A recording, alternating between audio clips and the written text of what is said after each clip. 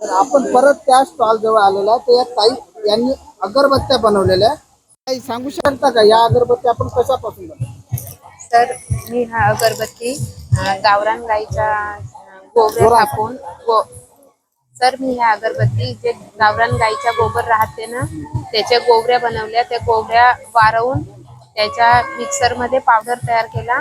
Powder तयार केल्यानंतर तिथं आपण गावरान गाईचं गोमूत्र टाकून तूप तूप कुबूर आणि पूजेचे सर्व साहित्य वापरून त्याच्यात पावडर बनवून अगरबत्त्या बनवल्या आहेत सर. जेणेकरून आपल्या म्हणजे घरगुती वातावरणात शुद्धीकरण आले पाहिजे. तर हे सर्व नॉलेज तुम्हाला कोणी सांगितलं का असं केल्यानं हा फायदा होतो म्हणून? तर मला हे सर्व नॉलेज माझ्या उमेद अभियानाअंतर्गत मिळाला आणि प्रशिक्षण होतं का ते? प्रशिक्षण होते सर अगरबत्तीचा. आम्ही आमच्या गावात 70 महिलाला प्रशिक्षण दिलेलं आहे RCT तर्फे. हा उमेद अभियानाचं मी खूप म्हणजे अभिनंदन करतो. आणि तुमचं शिक्षण काय झालेलं? माझा ग्रॅज्युएट आहे.